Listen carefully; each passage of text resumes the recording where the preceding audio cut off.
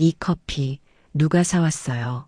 박윤희 팀장은 컵을 번쩍 들며 사무실 안을 쩌렁쩌렁 울렸습니다. 그 순간 조용하던 공간엔 싸늘한 정적이 감돌았고 직원들은 숨을 죽인 채 고개를 숙인 채 키보드만 두드렸습니다. 나는 설탕 2개, 프림 하나라니까.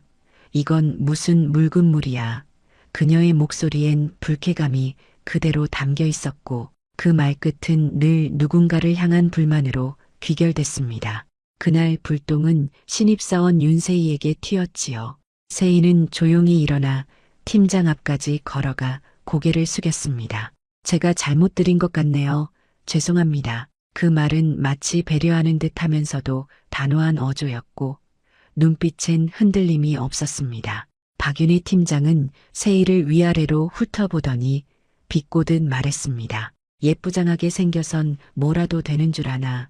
저런 애들이 문제라니까. 그 소리를 들은 옆자리 김정희 대리는 고개를 절레절레 흔들었고 이미 반복된 일이란 걸 직감할 수 있었지요. 하지만 누구도 몰랐습니다. 그날 그 사무실 한복판에 앉아있던 윤세희.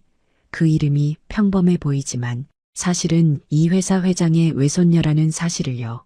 그리고 바로 그날부터 박윤희 팀장이 긴 시간 쌓아온 그 권위의 탑이 눈에 보이지 않게 서서히 무너지고 있었다는 것도 말입니다. 윤세희가 콜센터에 위장 입사한 건 한 달 전 회장님께서 직접 조용히 불러 하신 말씀이었습니다. 세희야, 너도 이 회사 물 좀 먹어봐야지. 그리고 이젠 내 눈으로, 귀로 사람을 보고 판단해야 할 때야. 회장님의 목소린 평소보다 낮았고 그 말 속엔 무언가 깊은 뜻이 담겨 있었지요. 그렇게 저는 특별 신입사원으로 정식 발령을 받아 이 콜센터에 들어오게 됐습니다. 표면상으론 신입 교육 대상자였지만 실제론 내부 구조와 사람들을 살피는 눈과 귀가 되는 자리였고요. 처음 콜센터에 발을 들였을 땐 생각보다 더 갑갑했습니다. 사무실은 늘 분주했지만 공기엔 불안이 감돌았고 인사도 형식적이었으며 누가 누구를 믿는 건지조차 분간이 되지 않았습니다. 박윤희 팀장은 그 중심에서 무소불위의 권력을 휘두르고 있었고요. 회식도 점심도 업무 배정도 그녀의 입김 아래 움직이고 있었습니다. 그녀가 마음에 안 드는 직원은 말 한마디 없이 엑셀 파일에서 이름이 사라졌고 남들보다 불리한 시간대 콜이 배정되기도 했습니다. 그 과정에서 누구도 감히 입을 열지 않았습니다. 처음 며칠간은 저 역시 주어진 일만 묵묵히 했습니다. 하지만 이상할 만큼 팀장에게 집중되는 불합리한 권력, 그 아래 위축되어 있는 직원들의 태도는 도무지 눈 감을 수 없었지요. 김정희 대리는 항상 일찍 나와 남들 업무까지 챙겼지만 칭찬 한 번 듣지 못했고 반면 박 팀장이 개인적으로 좋아하는 윤동수 주임은 실수가 있어도 늘 두둔을 받았습니다. 어느 날은 박 팀장이 김 대리의 응대 파일을 일부러 다 들은 뒤 이건 진정성이 없어. 고객이 느껴요. 라며 면전에서 면박을 줬습니다. 그 말에 김 대리는 고개를 끄덕였지만 눈가에 고인 눈물은 숨길 수 없었고 그날 점심시간엔 밥도 먹지 못한 채 사무실을 서성이기만 했습니다. 이런 장면들이 하나둘 제 눈에 들어오기 시작하면서부터 저도 무언가 해야겠다는 생각이 들었습니다. 그렇다고 섣불리 나설 순 없었습니다. 지금은 윤세희 신입사원일 뿐 정체를 드러내는 순간 모든 것이 끝날 테니까요. 그래서 모든 상황을 하나하나 메모했고 녹취 기록과 메일 대화까지 별도로 보관하기 시작했지요. 그 모든 기록은 박 팀장이 쌓아온 권위의 결정적 균열을 위한 준비였습니다. 그 즈음부터 박 팀장은 저를 유독 예민하게 바라보기 시작했습니다. 윤세희 씨, 왜 이렇게 혼자 똑똑한 척해요? 여기선 눈치가 실력이에요. 회의 시간마다 저를 지적하며 웃었고 일부 팀원들은 눈치를 보며 같이 웃기도 했습니다. 하지만 저를 오해하던 몇몇 직원들조차도 이상하리만큼 침착하게 버티는 제 모습에 당황해하기 시작했습니다. 왜 화를 내지도 않고 억울해하지도 않으며 묵묵히 듣고 있는지 궁금해하는 눈빛들이었지요. 그럴수록 저는 더 낮은 목소리로 말했습니다. 알겠습니다. 조언 감사드립니다. 그리고 다시 자리로 돌아가 전화기를 들었습니다. 하지만 그 전화기 너머에 들리는 건 단순한 고객의 불만이 아니라 이곳이 안고 있는 구조적인 불합리함의 메아리처럼 들렸습니다. 그 안에 묻힌 누군가의 탄식, 무기력, 체념이 그대로 전해졌고 그 소리를 들으며 저는 마음을 다잡았죠. 여기까지 온 이상 절대 헛되이 지나가지 않겠다고요. 그날 오후 고객 한 분이 통화 중 큰 소리로 항의를 하기 시작했습니다. 아니, 내가 이걸 몇 번을 말해야 알아듣는 거예요. 수화기 너머로 들리는 목소리는 분명 예사롭지 않았고 사무실에 앉아있던 몇몇 직원들은 고개를 들어 그쪽을 바라봤습니다. 그 전화를 받고 있던 이는 다름 아닌 윤세이였지요. 세이는 당황한 기색 없이 차분하게 응대했습니다. 불편을 드려 죄송합니다. 고객님 말씀 정확히 확인하고 다시 안내드리겠습니다. 목소리는 흔들리지 않았고 감정은 억제된 채 딱 정해진 매뉴얼대로 움직이고 있었습니다. 하지만 그 모습을 지켜보던 박윤희 팀장은 고개를 돌리며 피식 웃었습니다. 저렇게 기계처럼 대응하면 감정이 안 통해요. 고객은 사람 냄새 나는 걸 좋아하지. 그러면서도 주변을 둘러보며 또 누군가와 눈을 마주치려 애썼습니다. 잠시 후 세이는 고객 응대를 마치고 통화 종료 버튼을 눌렀고 이내 자리에서 조용히 일어났습니다. 그리고 박 팀장에게 다가가 말했습니다. 죄송합니다. 다음엔 더 정중하게 하겠습니다. 박 팀장은 대수롭지 않게 고개를 끄덕이며 중얼거렸습니다. 그래도 기본은 했네. 그건 인정. 그 말은 칭찬인 듯 보였지만 오히려 더 날선 의도가 숨어 있었고 주위에서 듣고 있던 김정희 대리는 불편한 듯 한숨을 내쉬었습니다. 이처럼 팀장은 세이를 향한 말들 속에 늘 이중적인 감정을 담아 던졌습니다. 때론 칭찬으로, 때론 질책으로 모두를 앞에 두고 이야기하면서도 꼭 무언가를 시험하려는 말투였지요. 며칠 뒤 점심시간이 끝날 무렵이었습니다. 김정희 대리가 조심스럽게 제게 다가와 말을 건넸습니다. 윤세희 씨, 그쪽에서 일하다 온 거 맞아요. 저는 고개를 살짝 끄덕였고 그녀는 주변을 한번 살핀 뒤 작게 속삭였습니다. 있잖아요. 박 팀장이 예전에도 이랬어요. 예쁘거나 능력 있어 보이면 꼭 찍어요. 그 뒤로 어떻게 되는지 몰라요. 그 말은 단순한 뒷담화가 아니었습니다. 누군가가 겪었던 상처의 조각이었고 말끝마다 떨리는 김대리의 눈동자는 과거를 그대로 드러내고 있었습니다. 그날 이후 박 팀장의 견제는 더 노골적으로 변했습니다. 윤세희 씨, 응대 멘트가 너무 딱딱해요. 우리 회사 이미지랑 안 맞아요. 이런 건 선배들한테 좀 배우세요. 융통성이 없잖아. 사실 그 내용은 명백한 평가 기준에 어긋나는 게 아니었고 오히려 매뉴얼대로 했기 때문에 높은 점수를 받을 수 있는 방식이었습니다. 하지만 박 팀장은 그런 공식적인 기준은 무시한 채 자기 기준으로 세이를 판단하고 있었지요. 그러던 어느 날 회의실 앞에서 긴급 미팅이 열렸습니다. 사유는 고객 불만 응대 관련 품질 점검, 사실상 윤세이를 타겟으로 한 미팅이었습니다. 회의 시작과 동시에 박 팀장은 세이를 바라보며 말했습니다.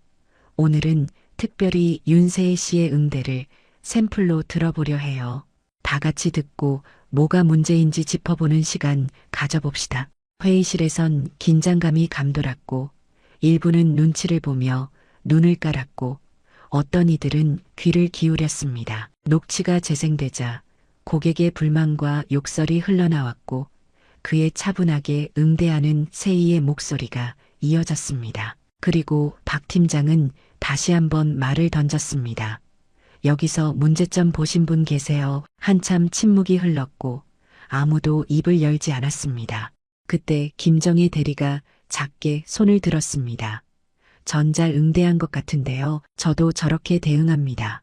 상황을 침착하게 이끄는 건 중요한 능력이에요. 그 순간 박 팀장의 얼굴이 굳었고 분위기가 어색하게 흘렀습니다. 그리고 회의가 끝난 뒤 김정희 대리는 혼자 팀장실로 불려 들어갔습니다. 그날 퇴근길 김정희 대리는 고개를 숙인 채 말없이 엘리베이터에 탔고 저는 그런 그녀를 지켜보다가 말했습니다. 고맙습니다. 저 때문에 곤란해지셨죠. 김 대리는 웃지도 못하고 말했습니다. 누군가는 말해야 하는데 말하고 나니 무섭네요. 저도 애 키우는 입장이니까 그 말이 마음에 박혔습니다.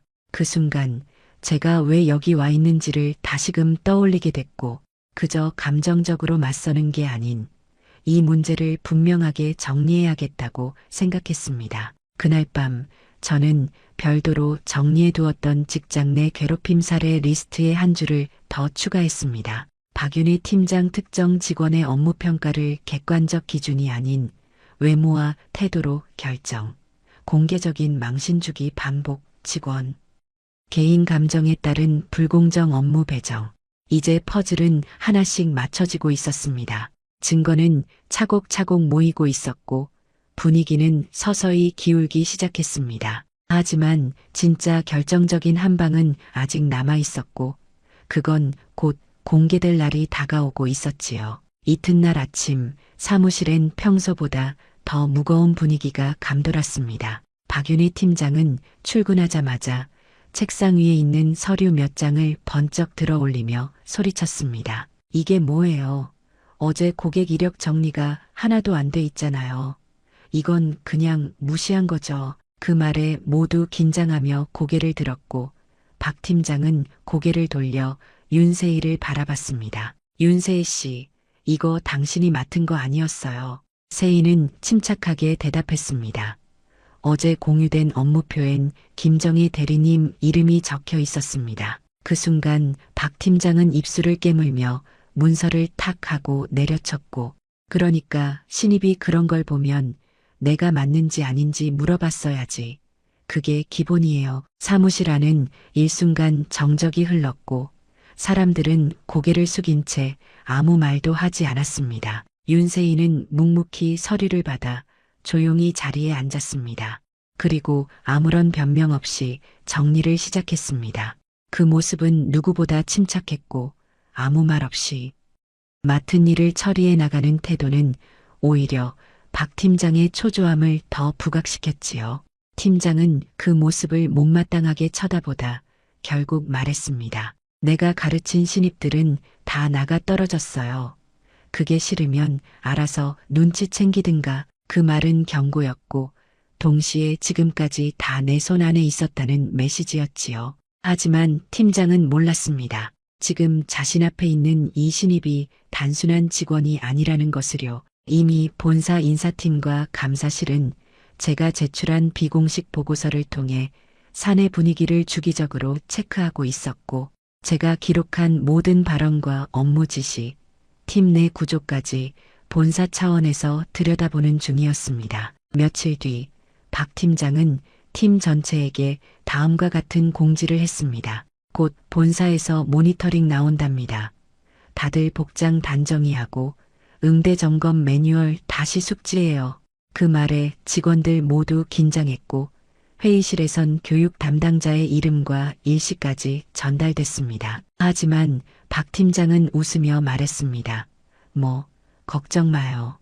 내가 알아서 처리할 테니까. 그 말은 이전처럼 문제 없을 것이라는 확신에 찬 발언이었지만 이번엔 달랐습니다. 점검 당일 예상보다 일찍 도착한 본사 직원 2명이 사무실에 들어섰고 직원들은 자리에 앉아 업무를 이어갔지만 공기 중엔 묘한 긴장감이 흘렀습니다. 그중 한 명이 저를 바라보며 고개를 끄덕였고 저는 조용히 회의실로 들어가 사전에 준비한 문서를 건넸습니다. 그 안엔 박 팀장이 지난 한 달 동안 팀 내 직원들에게 한 발언, 부당 지시, 정당하지 않은 평가 기준, 반복된 야근 요청 기록이 상세히 정리돼 있었지요. 특히 김정희 대리의 사례는 명확한 직장 내 괴롭힘에 해당하는 것으로 판단됐고 녹취 파일과 메일 내역은 박 팀장이 그간 어떤 방식으로 사람을 다뤄왔는지를 여실히 보여주는 증거가 됐습니다.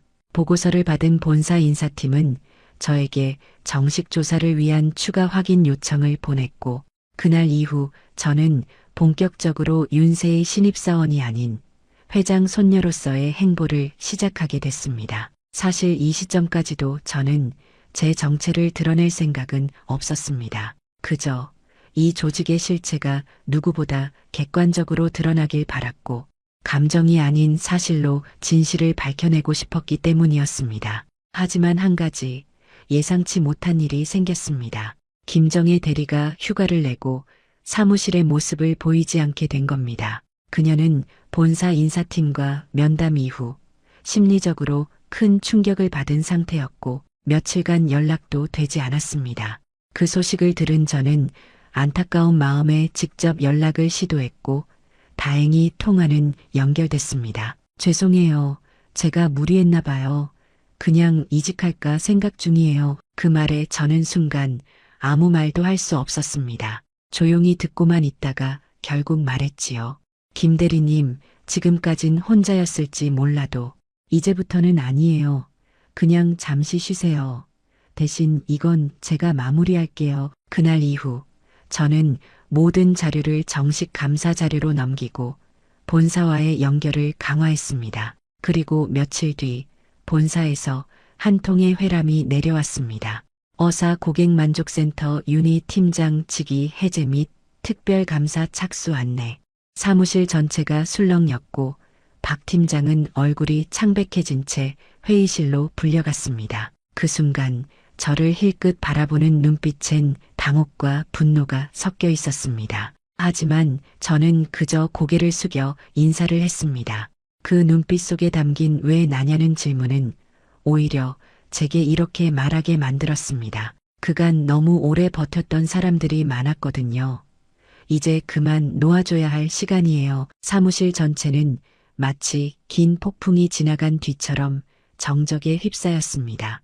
박윤혜 팀장이 본사 회의실로 불려간 그날 오후 직원들은 아무도 서로 눈을 마주치지 않았습니다. 그동안 그녀의 말 한마디에 출퇴근 시간도 바뀌고 회식도 강요되던 시간들이 한순간에 멈춰선 듯 했지요.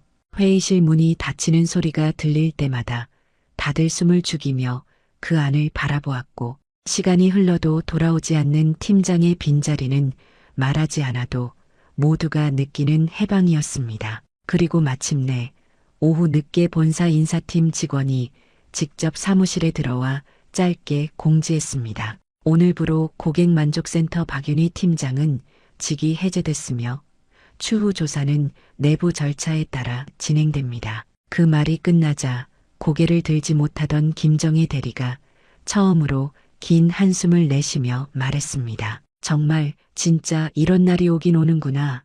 그 말에 옆자리 이소연 사원도 조용히 끄덕였고 사무실엔 아주 미세한 변화가 일기 시작했지요. 이제 남은 건 이 조직을 원래대로 회복시키는 일이었습니다. 저는 본사에 복귀하지 않고 며칠 더 고객센터에서 일하기로 결정했습니다. 정체를 공개하지 않은 채 마지막까지 함께하며 실질적인 개선안을 만들어내야 했기 때문입니다. 김정혜 대리도 조금씩 회복돼 출근을 재개했고 얼굴엔 예전보다 생기가 돌기 시작했지요. 며칠 뒤 열린 팀 회의에선 새로운 임시 팀장이 본사 인사팀에서 파견됐고 그 자리는 조용히 시작됐지만 누구보다 직원들의 반응은 적극적이었습니다. 이젠 제대로 해보자는 의미에서 각자 겪었던 불편이나 개선 사항을 자유롭게 이야기해 주세요. 임시 팀장의 말에 처음엔 조용하던 분위기가 서서히 움직이기 시작했고 김정혜 대리가 먼저 손을 들고 말했습니다. 저는 야근을 매일 해도 제대로 평가받은 적이 없었습니다. 그 말을 시작으로 이소연 사원은 전화 응대 점수 하나로만 평가받는 게 억울했습니다. 그리고 윤동수 주임마저 고개를 들어 불합리한 대우가 있었던 건 사실이에요 라고 말했지요. 그 자리에서 저는 아무 말 없이 직원들의 이야기를 들었습니다. 그 목소리 하나하나가 모두 소중했고 그제서야 진짜 변화가 시작됐다는 실감이 났습니다. 그리고 그날 회의가 끝난 후 임시 팀장이 조용히 제게 다가와 말했습니다. 혹시 윤세희 씨, 이 프로젝트를 처음부터 기획하신 분 맞죠? 그 물음에 저는 살짝 고개를 끄덕였습니다. 그리고 그 순간 임시 팀장은 차분히 말했습니다. 사실 알고 있었습니다. 회장님 손녀분이시라는 것도요. 다만 정식 절차 전까지는 저희도 조심할 수밖에 없었죠. 그 말에 저는 웃으며 말했습니다. 괜찮습니다. 저도 그렇게 해주셔서 감사했습니다.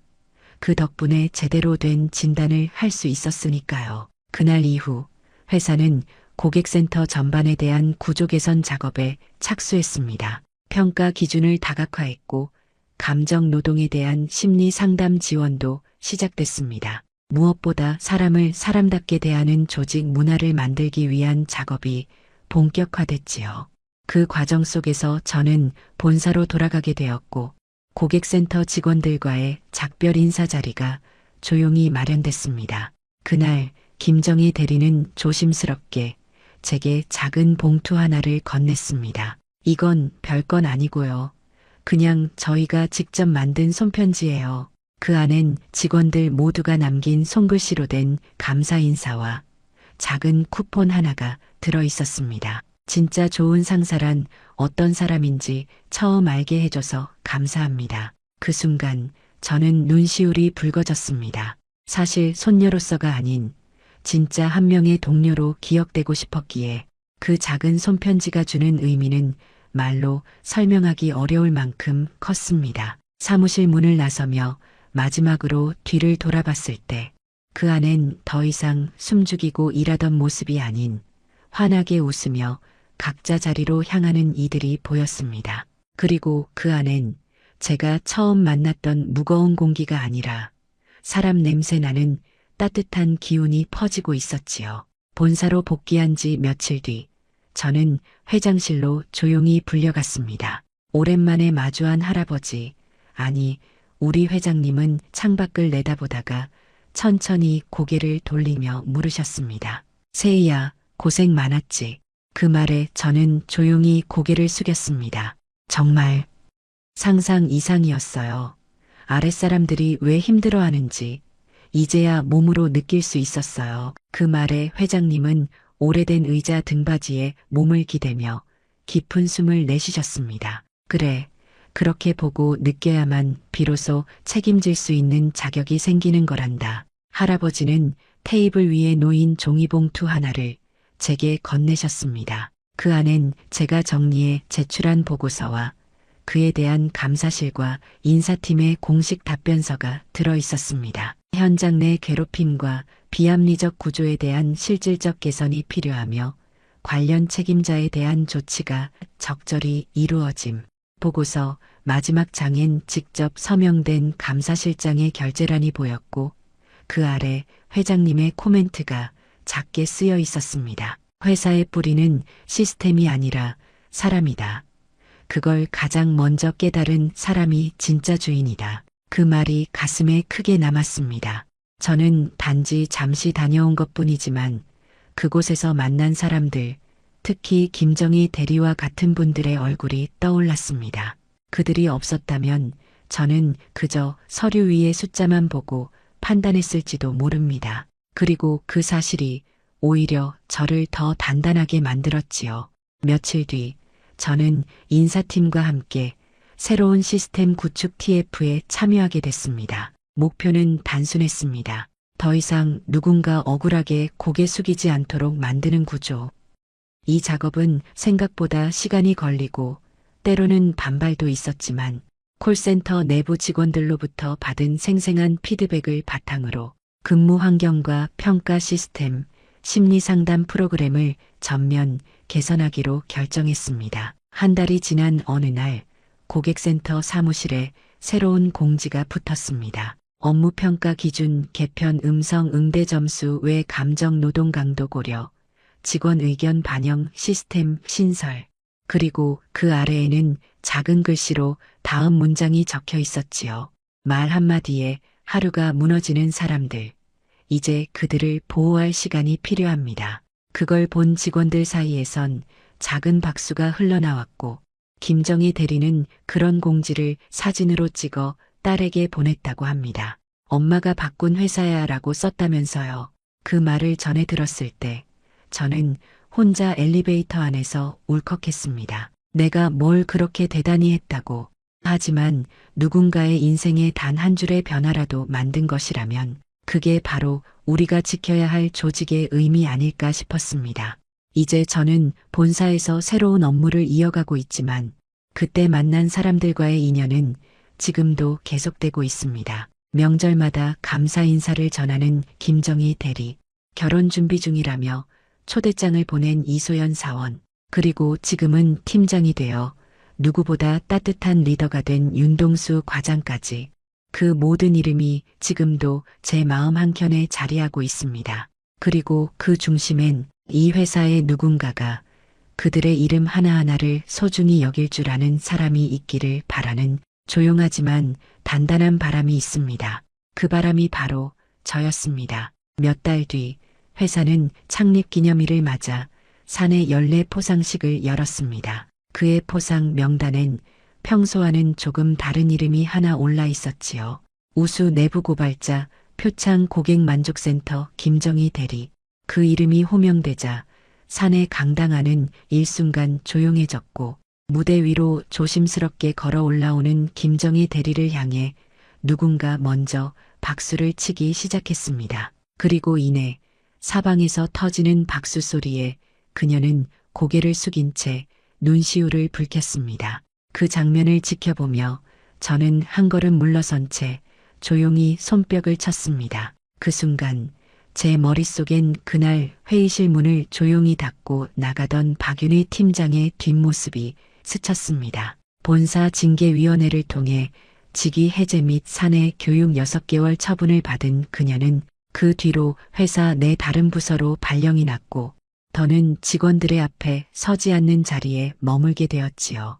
그녀가 사라진 자리에선 누군가를 향한 눈치, 누군가의 비위를 맞춰야 하는 일상이 사라졌고 이제 직원들은 회의 시간마다 적극적으로 의견을 내고 서로의 어려움을 자연스럽게 묻는 분위기가 정착됐습니다. 김정희 대리는 상을 받은 뒤에도 조용히 자리로 돌아왔고 그날 저녁 그녀는 조용히 제게 다가와 말했습니다. 사실 처음엔 세희 씨가 그렇게 대단한 사람인지 몰랐어요. 근데 지금 생각해보면 그냥 따뜻하게 말 한마디 해줬던 그게 제일 고마웠어요. 그 말에 저는 조용히 웃으며 말했습니다. 사람은 누구라도 존중받아야 마땅한 존재니까요. 그렇게 우리는 잠시 말없이 창밖을 바라봤고 밤하늘엔 봄비가 조용히 내리기 시작했습니다. 그 후로도 회사는 꾸준히 바뀌어 갔습니다. 콜센터뿐 아니라 각 부서에 고충 상담 전담 인력이 배치됐고 정기적으로 감정 노동자 대상 힐링 프로그램도 운영되기 시작했지요. 이 모든 변화의 중심에 사람이라는 단어가 있었습니다. 숫자나 성과로 가려졌던 진짜 얼굴들이 비로소 이름을 되찾은 것이었습니다. 그리고 어느 날 저는 조용히 회장님께 보고서를 하나 올렸습니다. 제목은 사람이 남는 조직. 그 보고서엔 제가 겪은 일들과 만난 사람들의 이야기, 그리고 앞으로 우리가 지켜야 할 가치가 적혀 있었고 마지막 장엔 이렇게 적었습니다. 기업은 이익으로 크지만 사람으로 남는다. 그 안에 울고 웃는 이들이 있어야 조직이 산다. 회장님은 보고서를 천천히 읽은 뒤 조용히 제게 말씀하셨습니다. 이제 너도 진짜 어른이 되었구나. 그 말에 저는 조용히 고개를 숙였습니다.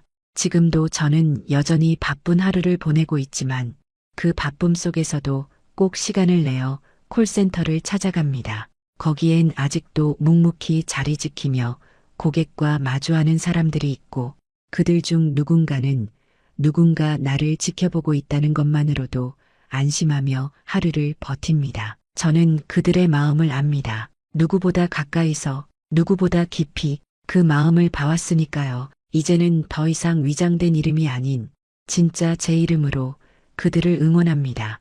그리고 약속합니다. 당신이 힘들 땐 우리가 함께하겠다고. 오늘 이야기를 들어주셔서 감사합니다. 영상 보시고 느끼신 감정 댓글로 함께 나눠주세요. 여러분의 한마디가 누군가에겐 큰 위로가 될 수 있습니다. 영상이 마음에 드셨다면 구독과 좋아요, 응원 부탁드립니다. 오늘도 귀한 시간 내어주시고 끝까지 시청해주신 구독자, 시청자 여러분 진심으로 감사드립니다. 항상 건강하세요.